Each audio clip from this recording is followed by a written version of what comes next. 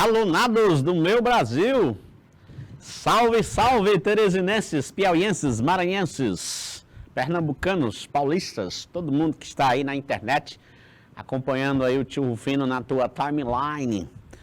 Preparou o chá das 5 horas, o cafezinho quente, a pipoca, o suco de acerola e vamos aí assistir a aula de redação, aqui diretamente do maior e melhor centro de divulgação, edição e produção de aulas, aqui na companhia da minha amiga, sinalizando aí em Libras, Livramento, e minha diretora, grande Janaína.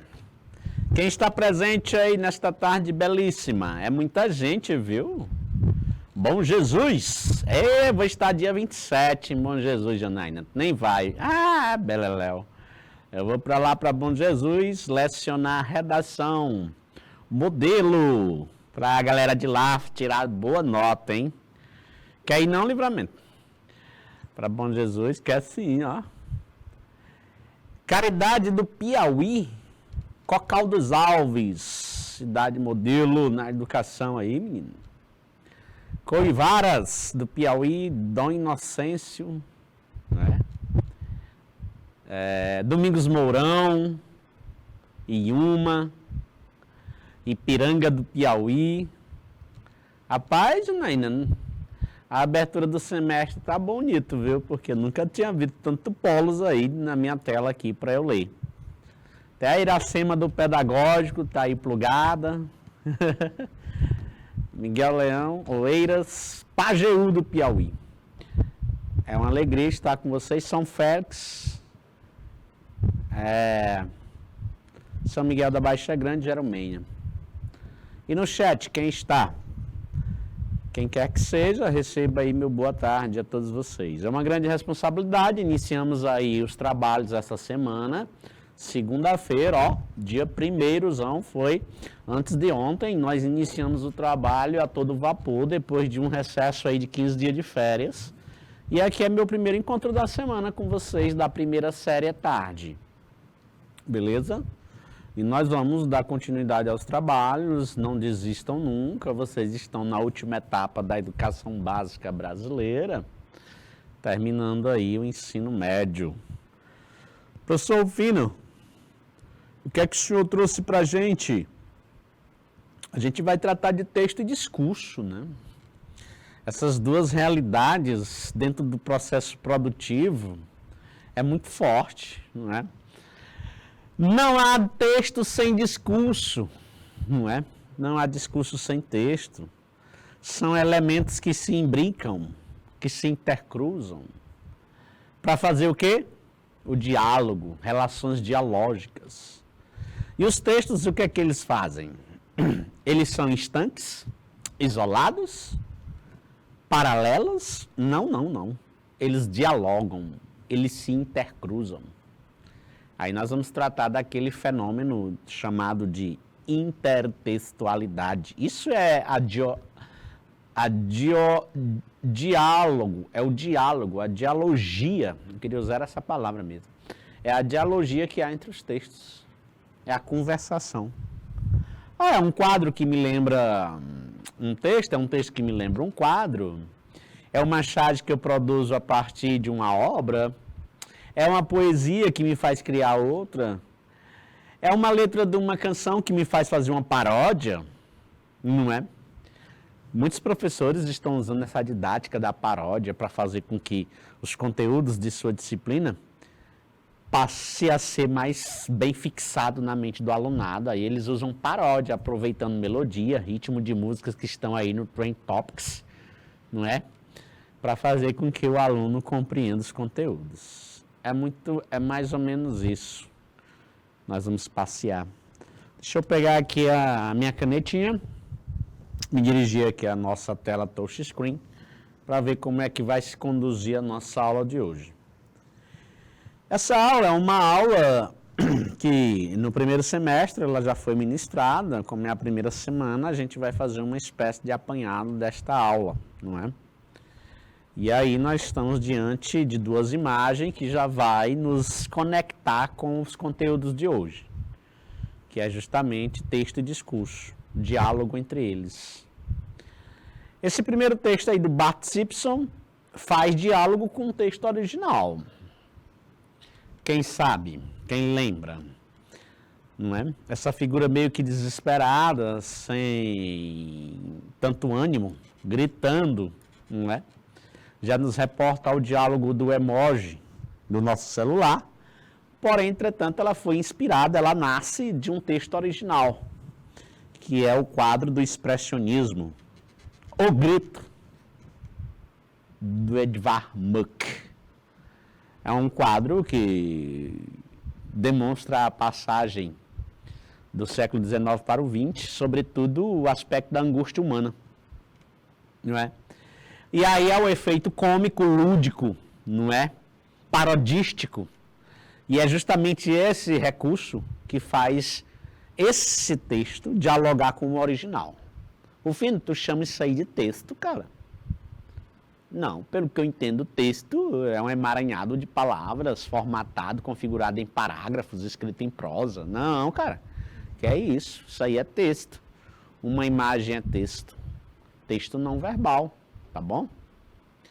Ao lado nós temos aí também um diálogo com outro grande texto que foi capa do disco mais famoso dos Beatles, não é? Nesta avenida que mobilizaram aí quarteirões, semanas e semanas para tirar essa fotografia aí. E a pessoa ainda teve o privilégio de sair na foto, já vou mostrar a original. Tem aí o carro mais popular do Brasil e do mundo, que é o Fusquinha, que ainda bem saiu na foto.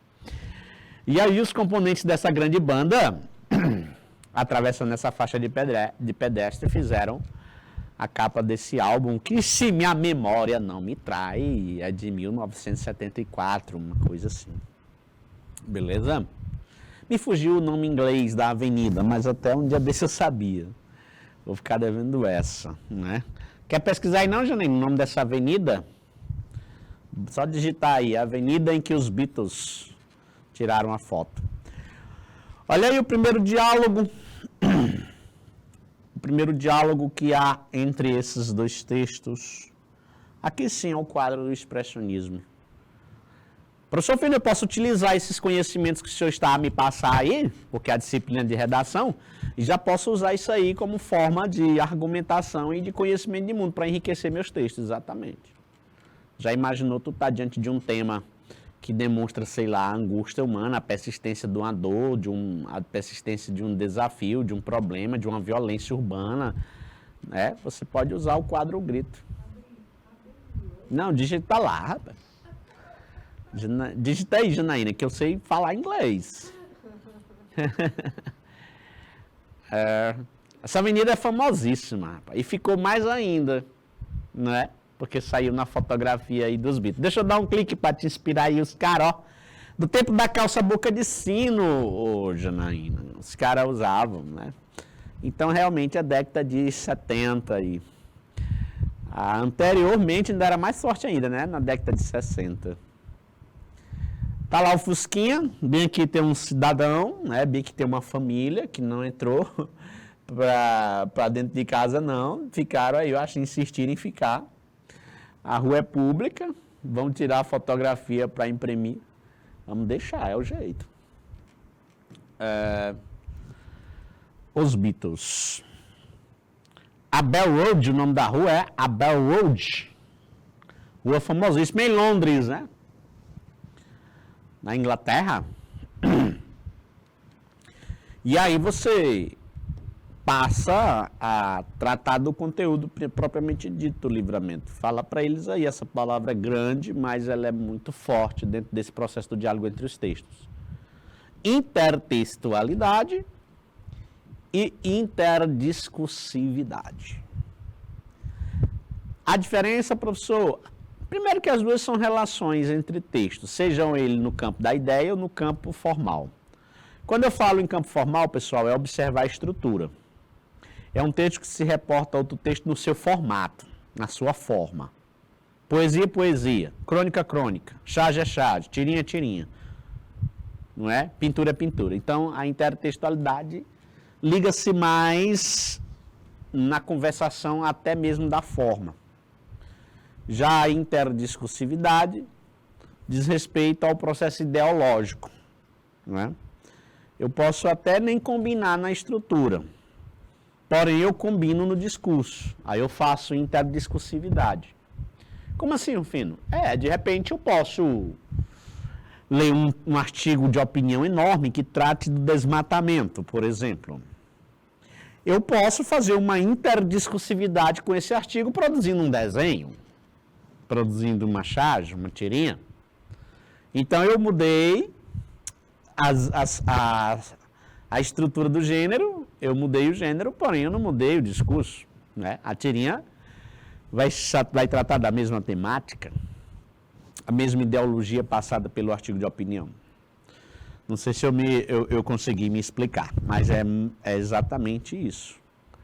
E o interessante dessa lâmina, minha amiga Janaína, é que isso aí são conceitos muito cobrados no maior certame, o segundo maior certame do planeta, que é o Enem, não é? Essa coisa de intertextualidade. Por quê? Porque são ferramentais próprios da leitura e da interpretação. É preciso você acionar mecanismos de conhecimentos de mundo, de outros textos, de contextos diferentes, para você entender ou compreender, interpretar o texto que está lá no comando da questão. É preciso fazer metástases, né? Vamos usar assim a metáfora de um nome tão horrendo da área da saúde e do câncer, né? A metástase. É preciso que você faça metástases intelectuais para que você, quando lê um texto, você vá buscar interligações com outros textos. Beleza? Ah, professor, então isso aí é muito profundo, deveras. É muito profundo. E aí ele dá o conceito nessa próxima lâmina aí, né? A intertextualidade está associada ao diálogo entre textos, sobretudo no seu aspecto formal, não é? Assim, muitas vezes, um texto retoma outro. Essa relação pode estar explicitada com a indicação da fonte. Do contrário, o autor do texto conta apenas com conhecimento de mundo do receptor. Exatamente.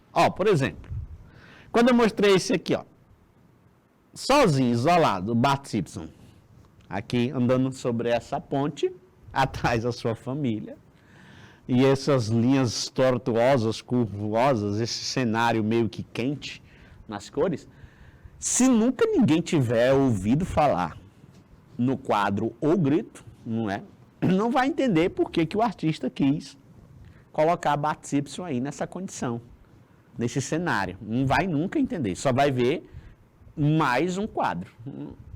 Mas quem conhece O Grito vai sim entender que aqui há uma referenciação dialógica entre dois textos. Entenderam? Ah, professor, entendi sim. Então não tem fonte nenhuma, não tem nem os dizeres, não tem nada indicando que isso aqui foi inspirado nesse. Então, quando não tem, vai exigir de você um conhecimento de mundo. Ah, rapaz, isso aí é uma maneira que o autor dessa imagem quis fazer um diálogo com o Grito, quadro O Grito, do Edvard Munch. Da mesma forma é aquele lá.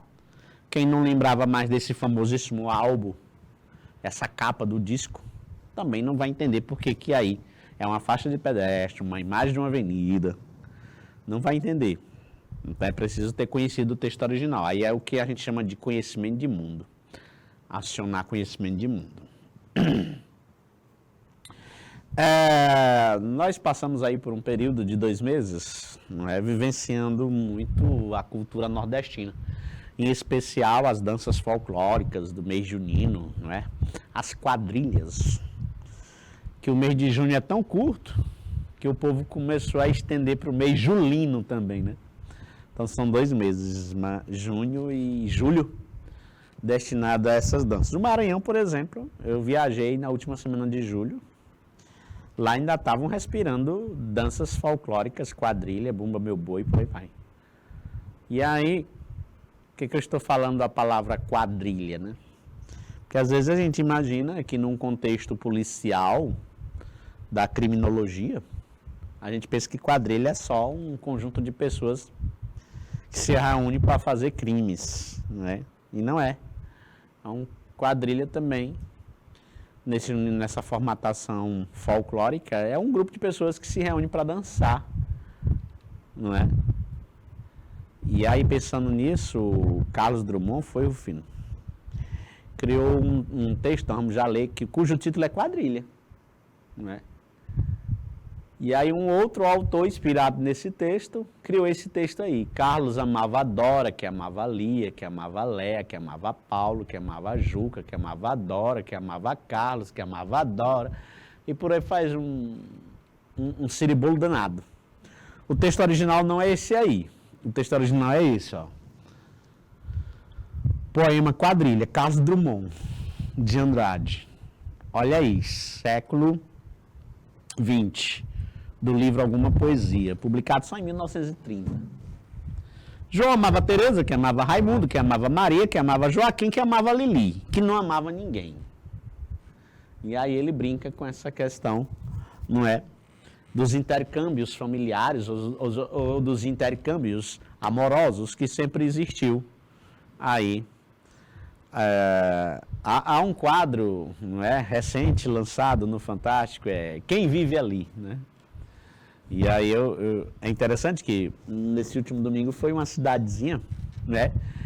Que ela deixou de ser cidade, né? É tão esquisito isso, né? Uma cidade que deixa de ser cidade e passa a ser um lugarejo fantasma, né? E lá só moravam... Quando foi cidade só era pouco mais de 3 mil habitantes. Depois só me parece que tem 15 pessoas morando lá, né? E na parte da matéria a pessoa dizia, né? Às vezes a cidade é tão pequena que as pessoas que se conhecem acabam ficando por ali mesmo e se relacionam amorosamente com as próprias pessoas. E por isso que muitas vezes acaba que tendo grau de parentescos muito próximos, primos com, né? Primos com primas e por aí vai. Então essa é a ideia também do Carlos Drummond de Andrade, não é? Fazer esse intercâmbio entre pessoas muito próximas. É evidente a relação entre os dois textos, né? Pois a letra da música retoma o poema, do Carlos Drummond. Percebemos isso por meio de elementos linguísticos, como a semelhança na estrutura sintática. Então, pronto. Se a semelhança também está na estrutura sintática, aí é uma baita de um exemplo de intertextualidade.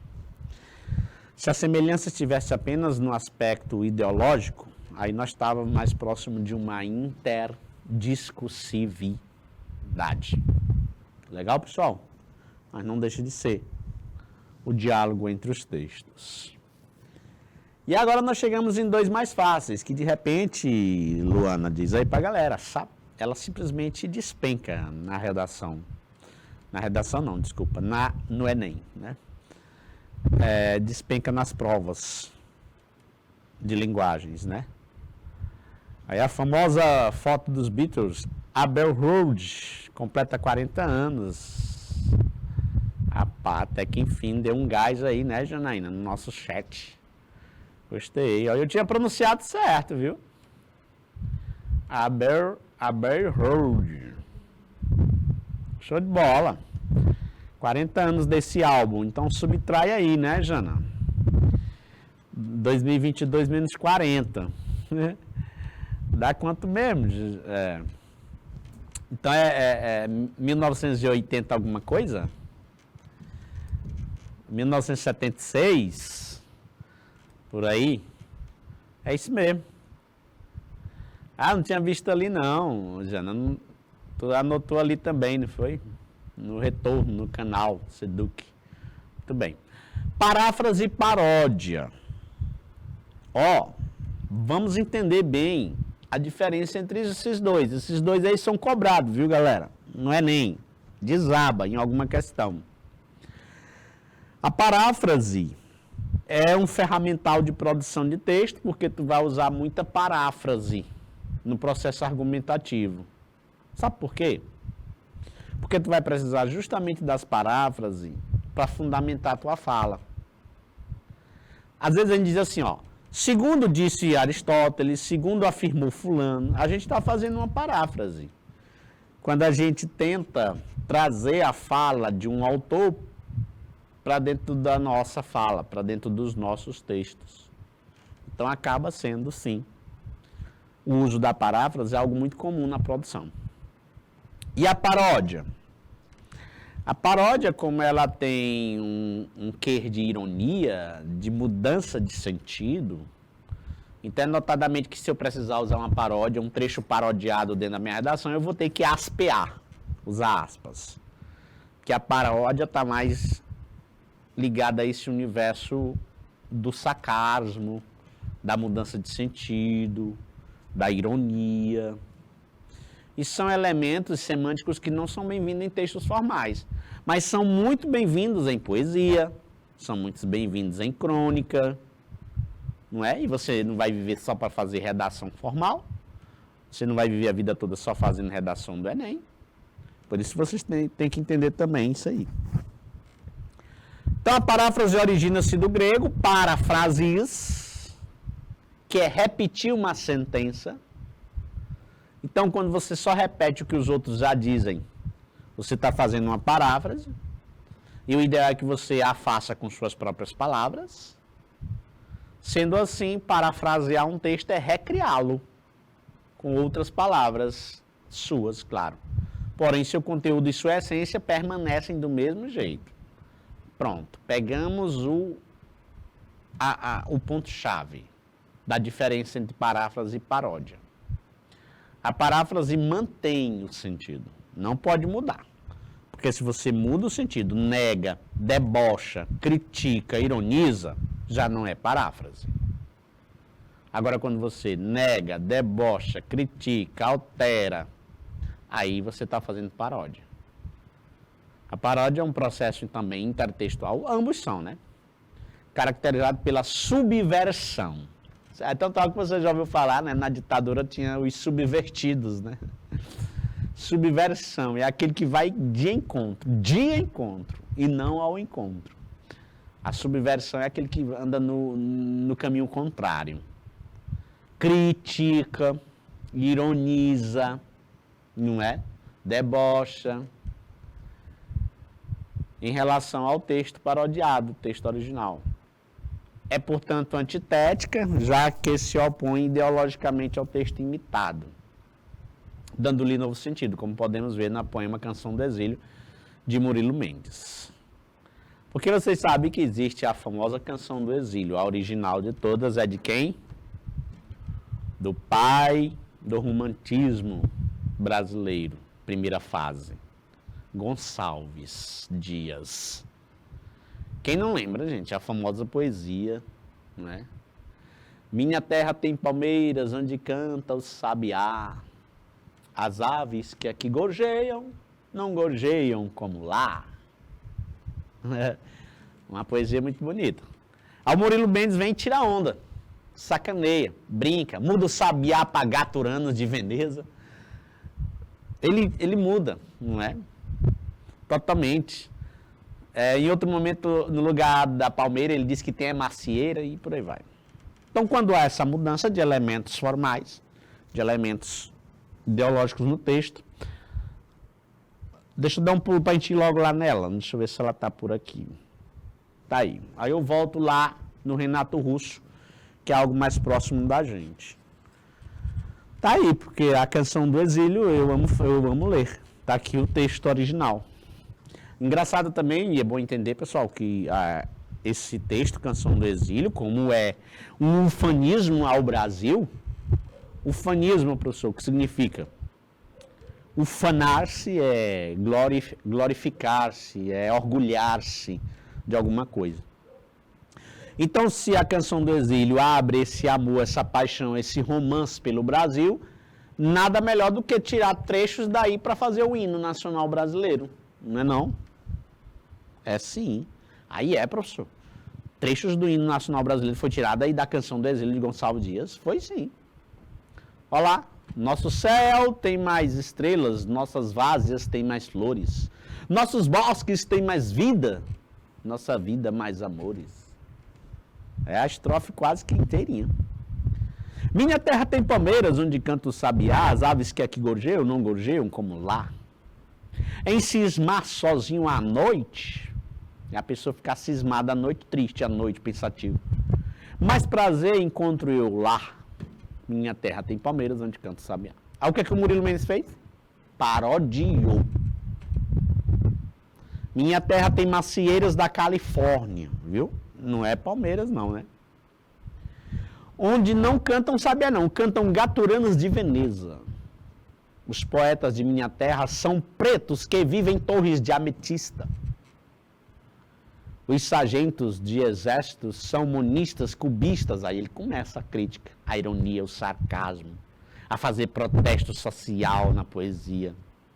Então mudou totalmente o primeiro sentido do texto, por isso é uma paródia. Os filósofos são polacos vendendo a prestação. A gente não pode dormir com os oradores e os pernilongos. Os chururus em família têm por testemunha de Orconda. Eu morro sufocado em terra estrangeira. Nossas flores são mais bonitas, aí parece com aquele estrofe lá. Nossas flores são mais bonitas e nossas frutas mais gostosas, mas custam 100.000 réis a dúzia. Crítica. Ai, quem me dera chupar uma carambola de verdade e ouvir um sabiá com certidão de idade. Então o texto muda totalmente, critica, debocha, ironiza. Por isso tem esses elementos que o fazem ser uma paródia. Voltando um pouquinho, nós podemos fazer o exemplo de paráfrase, porque eu quis logo que eu estava falando da poesia aí, e pensar em dois grandes caras, né, que viveram contemporaneamente muito distantes. Luís de Camões, meu Deus, é século XVI, né, 1500 e alguma coisa. Renato Russo é século XX, 1980, 1970, né? Mas ambos parafrasearam e não parodiaram. Parafrasearam trecho bíblico. É uma passagem bíblica no livro de Coríntios 13, capítulo qual? Confiar muito na minha capítulo 1. 1 Coríntios, capítulo 13, versículo 1, desculpa. Em que há um trecho que fala sobre o amor, não é?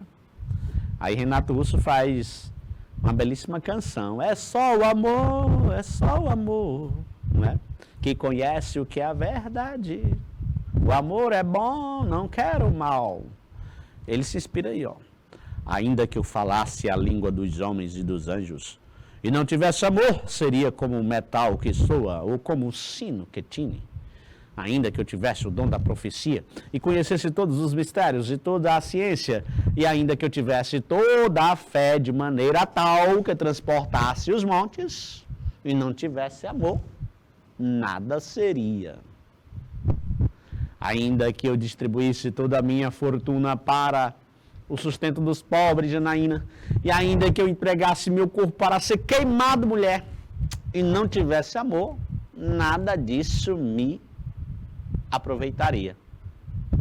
O amor é sofredor, é benigno, o amor não é invejoso, pega para ti. O amor não trata com leviandade, não se ensoberbece, aprende livramento.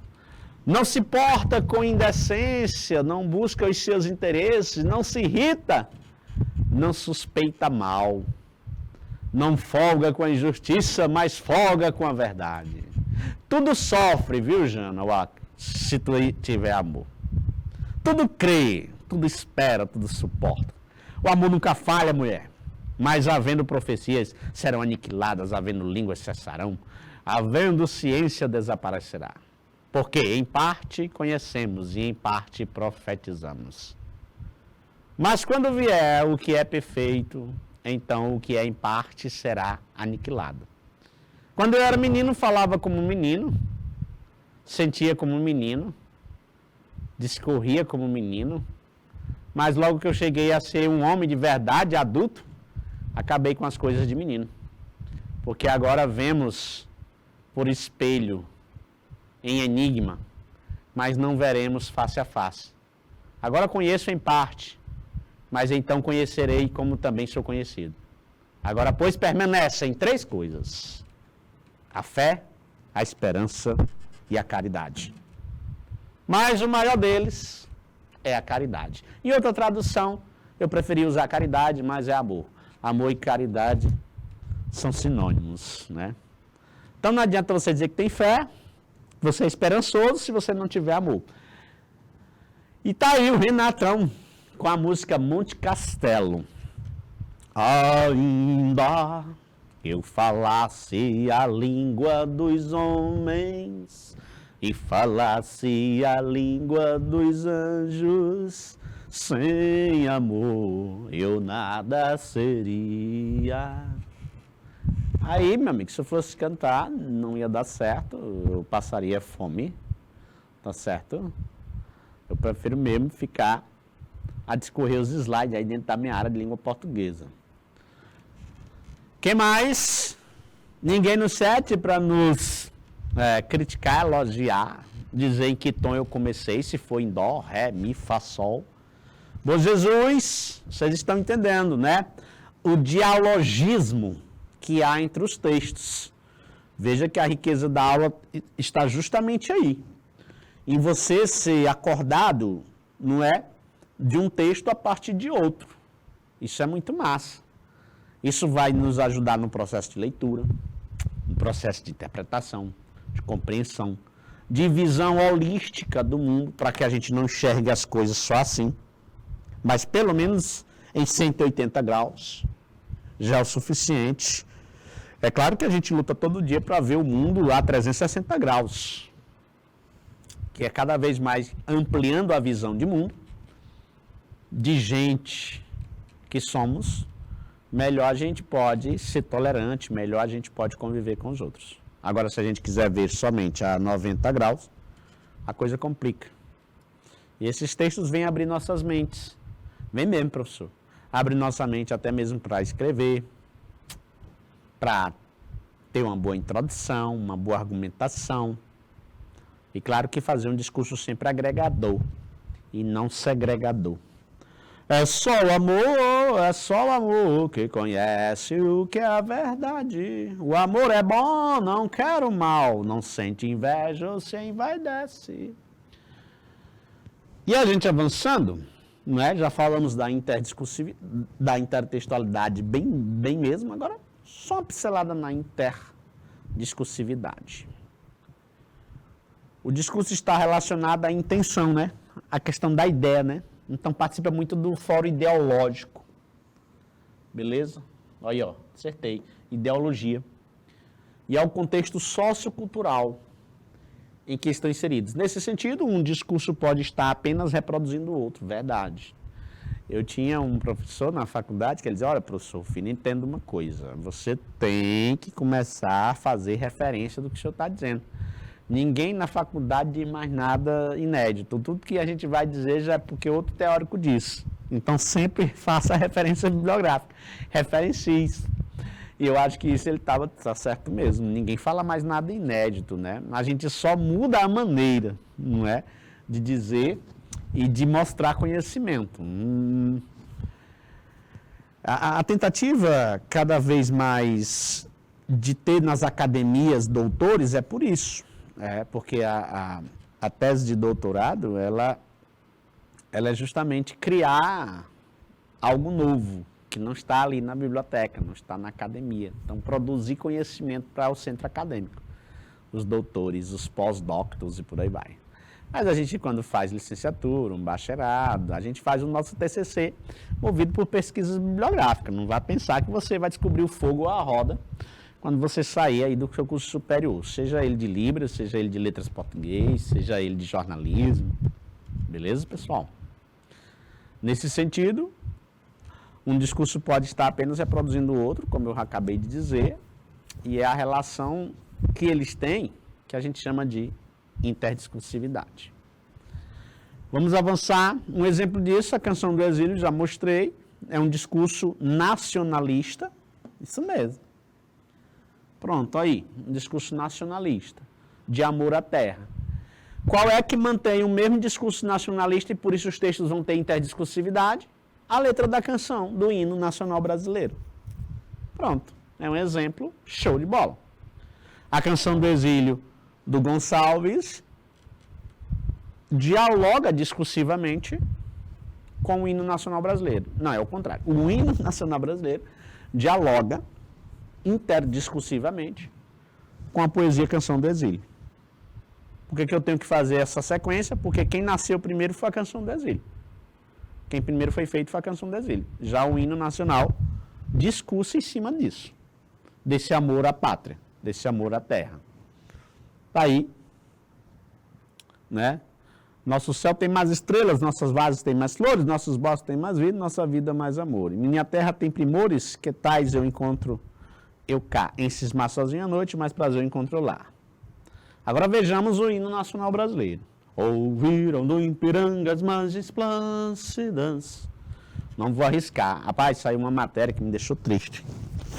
É, uma época dessa. Se a gente botar 10 brasileiros enfileirados. Não, vou falar nem 10 não. Se eu pegar bem que a Luana, a Livramento e a Janaína. E botar as 3 para cantar a letra do hino nacional brasileiro. Pasme, caridade do Piauí. Todas as 3 vão errar. Tu também, professor Rufino. Rapaz, pode até ser que eu erre também, eu não vou mentir, não. Então, isso é notório, né? Nós fomos incentivados a ser ufanistas, né? A ser patriotas. Porém, entretanto, todavia, há uma explicação para isso. É a educação, gente. Mas como, professor Rufino, você está doido? Eu lembro que quando eu fazia o ensino fundamental, antes da gente entrar para a sala, a gente ficava perfilados lá no pátio para cantar o hino nacional brasileiro. Tá, mas será que aquilo ali era cantado com qualidade, com mão no coração, com entendimento, introspecção, ou o menino ficava tudo gritando, um falando com o outro? Eu lembro que não era, ele não cantava, o menino não era educado a fazer isso, não é? De forma séria, ortodoxa, não era. O menino nem sequer cantava. É tão tal que os livros trazia na sua contracapa, né? Branca, lá, estampada a letra. Do que a terra mais garrida, teus risonhos, lindos campos têm mais flores, nossos bosques têm mais vida, nossa vida, no teu seio mais amores. Terra adorada, entre outras mil, és tu Brasil, ó pátria amada, dos filhos deste solo és mãe gentil, pátria madre Brasil. Em novembro nós vamos sapecar esse canto retumbante, com mão no peito, todo mundo abraçado e embrulhado com a bandeira, nas salas com suas TV 42 polegadas, né? A Copa do Mundo tá bem aí, não vejo a hora da gente... Tomara que os jogos sejam assim, no cair da tarde, né? Depois de um happy hourzinho, os shoppings vão estar lotados aí, eu acho que as casas, enfim, minha amiga, o brasileiro, ele é apaixonado por futebol, e realmente eu lembro que em anos anteriores de Copa, as empresas liberavam mais cedo para o exercício desse patriotismo no futebol. Não sei se ainda está forte isso, vamos ver aí. Essa pegada vai ser bem forte. Perceba que nele há uma retomada linguística explícita do poema romântico do Gonçalves Dias, que configura um processo intertextual e ao mesmo tempo interdiscursivo. Por que é intertextual? Porque, por coincidência, vocês sabem que toda letra de canção é poética, toda poesia pode ser sim musicalizada, metrificada. Então, coincidiu no formato e coincidiu no discurso. Coincide no formato e no discurso, ambos textos, tanto são intertextuais como são interdiscursivos. Legal? E aí há a dialogia entre eles. E na mesma empolgação que essa imagem inspirou-se a uma intertextualidade de Janaína, Janaína tem essa empolgação minha aí, toda vez que eu chego aqui à tarde, ela está nessa mesma empolgação. Nós vamos agora fazer algumas questõezinhas aí dentro do processo de prática. Cidade grande. Eu duvido se vocês vão perceber nessa poesia um debochezinho, uma ironia. Vamos ver se vocês conseguem. Que beleza, Montes Claros! Como cresceu Montes Claros! Quanta indústria em Montes Claros! Até aí tudo bem, né? Montes Claros cresceu tanto, ficou urbe tão notória, prima rica do Rio de Janeiro, que já tem 5 favelas por enquanto, e mais promete. Que baita crítica, né, nessa poesia do Carlos Drummond de Andrade. Carlos Drummond de Andrade é um expoente modernista, né, e então eles vêm trazer justamente algumas questões sociais, alguns problemas, desafios oriundos do próprio modernismo, que é a acentuada má distribuição de renda, o acentuado capitalismo, não é? O acentuado proletariado, o acentuado lutas de classes, de forças. Montes Claros é uma cidade, acredito que do estado de Minas Gerais, porque Carlos Drummond é mineiro, né? E aí ele intitula Cidade Grande, faz comparações com a primeira capital, não é? Que foi Rio de Janeiro, foi uma das capitais do Brasil, aí. E aí ele fala que já tem 5 favelas por enquanto. E mais promete, né? O processo de favelismo a gente sabe que não é nada bom. Ele é oriundo justamente da luta de classes, ele é oriundo justamente da má distribuição de renda, ele é oriundo justamente do superinchaço populacional, ele é oriundo justamente da periferização urbana, não é? Tá vendo aí como... professor, isso acaba dando uma aula de redação e ao mesmo tempo de literatura, análise crítica, crítica literária. Porque os textos nos fazem fazer essa viagem, né? E isso é bom, porque a gente acaba levando isso para os nossos discursos, as nossas produções. Uma redação só sai legal quando você tem essa capacidade holística de interpretar, compreender o texto. Pois bem, Rufino, tu me colocou diante de uma poesia que eu percebo aí um certo descontentamento do eu lírico, ou uma certa ironia do eu lírico, um deboche. Tem, nesses últimos versos. Vamos ver agora o que é que o comando da questão quer nos favorecer, ou nos pedir a partir do entendimento aí desse texto. Entre os recursos expressivos, parece que eu já dei a resposta. Entre os recursos expressivos empregados no texto, qual é aquele que se destaca? Não é? Então, filho, para eu acertar essa questão aí, eu sei o que é intertextualidade, beleza? Mas eu não lembro mais o que é denotação, eu não lembro mais o que é prosopopeia, metalinguagem. Meu amigo, é meu campo, minha área de linguagem, não é? É a semântica. Metalinguagem, pessoal, é uma função que a linguagem tem de ela própria se auto-explicar.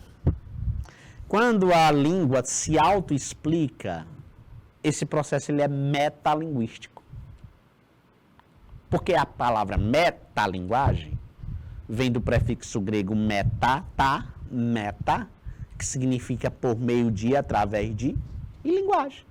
Então, através da linguagem, a linguagem se auto-explicando. Não há nenhum aspecto que me demonstre que na poesia do Carlos Drummond a língua se auto-explica. Não tem, professor. Não tem. Agora, se fosse uma poesia que ele tem, que o título da poesia é pronominal. Pronto. A poesia é um elemento linguístico criticando a linguagem se reportando lá própria, aí estava fazendo metalinguagem, que é aquele, deixa disso, camarada, a gramática do homem, do caboclo e do matuto, diz me dê um cigarro, né, que a gramática do doutor diz, dê-me um cigarro. Então, para trabalhar a colocação pronominal, e ele faz essa poesia para criticar o formalismo da língua, não é os gramatiqueiros de plantão. Aí sim, essa poesia dele teria elementos metalinguísticos, mas aqui não é? Não tem metalinguagem. Intertextualidade, na qual o texto retoma e reelabora outros textos, né? Outros textos deixou no plural, aqui se tivesse 2 textos para ser comparado, até seria a letra B, né? Mas por enquanto esse texto original, ele não é oriundo de nenhum outro, então não há intertextualidade. Se nascer um depois desse, inspirado nesse, aí sim, vai ter intertextualidade. Então não foi esse o recurso presente aí. Ah, então eu já sei o que é. É ironia. Claro, ironia. Cidade grande. Cidade grande por quê? Porque já tem 5 favelas, por enquanto. Então ele está ironizando, cara. Quer dizer que uma cidade grande... Ah, eu vou para a cidade grande, o Rio de Janeiro, a cidade que não dorme. Eu vou para São Paulo. Aí o cara enche a boca. Mas, infelizmente, nada contra os paulistas e os cariocas, mas Rio de Janeiro tem seu lado muito turístico, muito bonito, em que boa parte da população que lá está não usufrui nem da gastronomia, nem do entretenimento, nem de nada de lá. Porque não tem condições, eles estão à margem, eles estão periféricos, não é? Há aquela situação. Estão periféricos a um dos bairros mais nobres da capital, não é? Rio de Janeiro, Copacabana, que são os bairros nobres. Aí por lá nós temos várias famosas favelas que traem no seu dia a dia o tráfico, a fome, a violência, o medo. Ironia, que consiste em dizer o contrário do que pensa com intenção crítica. Professor Filho, o que é a denotação? É aquele processo lá, pessoal, de dicotomia da língua. Tu lembraria também da conotação. É quando eu pego a linguagem e transformo ela em poesia, não é? Eu uso metáfora demais, comparações. A denotação é o contrário. É a palavra sendo utilizada no seu sentido puro, do dicionário. E como é poesia, não pode ter denotação. Agora, poderia ser conotação. Aí ia gerar uma polêmica. Se fosse conotação ali no lugar da palavra denotação, ia fazer conflito com a letra C, que é o gabarito. Por isso a letra D está totalmente fora. Denotação é própria de textos técnicos, de relatórios, tá bom? De bulas, de remédio, de tutoriais, de manuais. Denotação nunca é bem-vinda em poesia. Prosopopeia, professor, o que é? Prosopopeia é uma figura de linguagem em que os poetas exploram demais. E das poesias, se não existisse a metáfora e a prosopopeia. A prosopopeia é chamada também de personificação. Então imagina eu querer dizer que meu jardim acordou alegre, o sol, a lua vem beijar o mar, né? Então, quando eu atribuo esses sentimentos e ações humanas aos seres inanimados, eu estou fazendo prosopopeia ou personificação. Nesse sentido, senhores, o gabarito é a letra C. Entendido, Oeiras, Miguel Leão, Pimenteiras, Ipiranga do Piauí, Inhuma, Domingos Mourão, Dom Inocêncio, Cocal dos Alves, Caridade, Bom Jesus. Tudo entendidozinho aí, né? São Miguel da Baixa Grande, Jeromene, por aí vai. São Félix e o nosso retorno 1, que é a Janaína e Ribeiro Gonçalves. No dia 7 de outubro de 2001, Estados Unidos e Grã-Bretanha declararam guerra ao regime Talibã no Afeganistão. Leia trecho da declaração do presidente dos Estados Unidos na época, né? George W. Bush e Osama Bin Laden, que é o grande líder muçulmano nessa ocasião. Eu me lembro demais, em 2001, que foi também o ano que as torres gêmeas foram atingidas, ali no 11 de setembro, né? E aí esse diálogo entre essas duas forças políticas foram grandiosos. Aí a gente vai apresentar 2 textos que são muito semelhantes. Ambos pegam aspectos religiosos para argumentar em favor de si próprio. Olha aí o que o Bush diz. Um comandante-chefe envia os filhos e filhas dos Estados Unidos à batalha em território estrangeiro somente depois de tomar o maior cuidado e depois de rezar muito. Pedimos-lhes que estejam preparados para o sacrifício das próprias vidas. A partir de 11 de setembro, uma geração inteira de jovens americanos teve uma nova percepção do valor da liberdade, do seu preço, do seu dever e do seu sacrifício. Que Deus continue a abençoar os Estados Unidos. Beleza? Faz um discurso religioso em prol de uma missão, que é ir buscar aquele que fez uma atrocidade tremenda aos seus habitantes, moradores, né? Morreram aí centenas de pessoas. Aí o Osama Bin Laden, por outro lado, também de uma corrente mais extremista, mas não deixa de ser um religioso.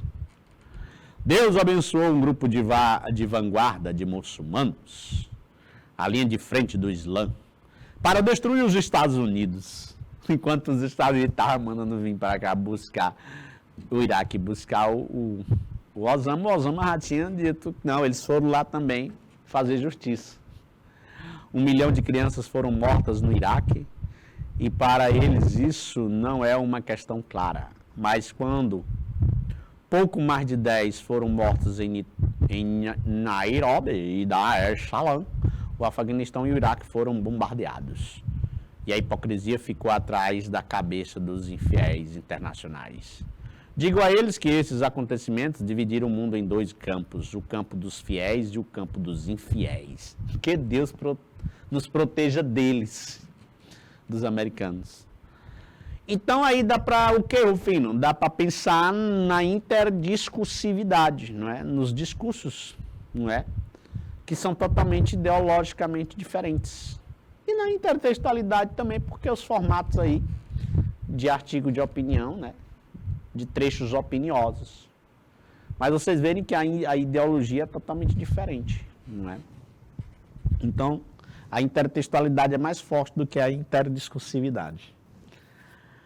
Pode-se afirmar que a justificativa das ações militares encontra sentido apenas nos argumentos de George W. Bush. Eu não posso fazer isso, não é? E mais para o lado de um do que para o lado de outro, que aí eu vou estar assumindo uma ideologia. E quando tem essas palavrazinhas em apenas, já fique longe delas.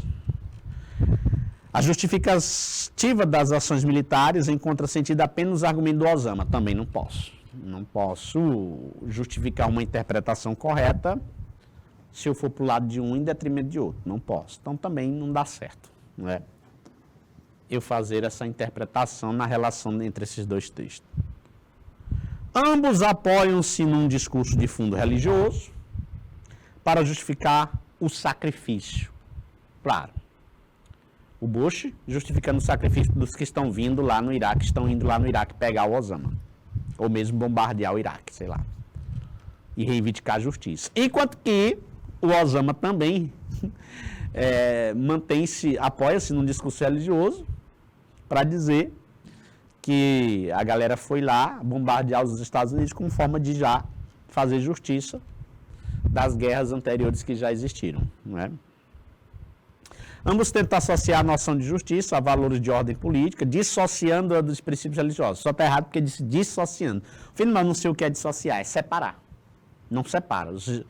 Religiosidade e guerra, para o Osama é a mesma coisa, não é? E também para os Estados Unidos. Não é tão tal que o juramento deles é com a mão em cima da Bíblia. Ambos tentam separar a noção de justiça das justificativas de ordem religiosa, fundamentando na estratégia militar. Não, todos eles têm noção de justiça, eles não separam. A justiça para eles é justamente usar a estratégia militar. Se for para matar, vamos matar. Se for para explodir, vamos explodir. E assim fazem. Então, por eliminação, nós temos aí a letra C, de aluno, não é? De aluno, professor. De aluno certeiro, correto, não é? Certinho. O que mais? Compromissado, não é? Por aí vai. Quem não passou pela experiência de ler um texto e defrontar-se com passagens lidas em outro? Eu já. Os textos conversam entre si em um diálogo constante. Esse fenômeno tem a denominação de intertextualidade. Aí ele traz aqui 2 textos para a gente.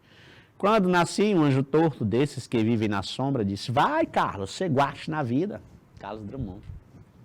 Quando nasci, veio um anjo safado, o chato de um querubim, e decretou que eu estava predestinado a ser errado assim. Já de sair da minha estrada entortou, mas vou até o fim. Quando nasci, um anjo esbelto desses que tocam trombeta anunciou: vai carregar bandeira, carga muito pesada para a mulher, esta espécie ainda envergonhada. Veja que os textos fazem uma proximidade, aí vem aquela aliada Hélia Prada, né? Aqui é o Chico Buarque, ele é o Carlos Drummond. os textos eles tentam se aproximar um dos outros, ou de forma parodística, ou de forma parafrásica. Ainda estão lembrados? Paráfrase mantém o sentido. Paródia distorce, né? E o que a gente está notando aí é um destoamento, não é? Adélia Prado e Chico Buarque, é para analisar o dos dois. Estabelece intertextualidade em relação a Carlos Drummond de Andrade. Por reiteração, oposição, falta de criatividade, negação dos versos, ausência de recursos. Já tem aí uns itens que a gente pode eliminar, né? Que ninguém vai elaborar um item para dizer que os caras não têm criatividade. Para dizer que o Chico e a Adélia não têm criatividade. Então já dá para tirar isso aí, né? Da jogada. Negação dos versos pode até ser a negação no sentido de negar o sentido. Reiterar imagens. Repetir a imagem do anjo. Pode ser também, né? Opor ideias e ausência de recursos. A ausência de recursos também, acredito que fica muito fácil da gente eliminar. Aí fica aquelas lá. Se for reiterar a imagem, de uma certa forma, parafrasear a imagem do anjo. Não é? Se for opor ideias, que eu também acho difícil, não é? Porque a paródia não é tanto opor ideia, eu não vou contra você, não é? Eu vou apenas mudar o sentido. Diferente. Mas vamos ver o que é que diz. Exatamente, reiterar a imagem do anjo. Porque todos eles, repete, reiteração, repetir. Quando nascia um anjo torto, não é? Quando nasci veio um anjo safado. Lá era torto, aqui é safado. Dá no mesmo. Ser safado e ser torto na vida. Um anjo esbelto, aquele ali que sai muito do campo da moral, safado e torto no campo da moral, esbelto no campo físico. Mas todos têm a imagem do anjo.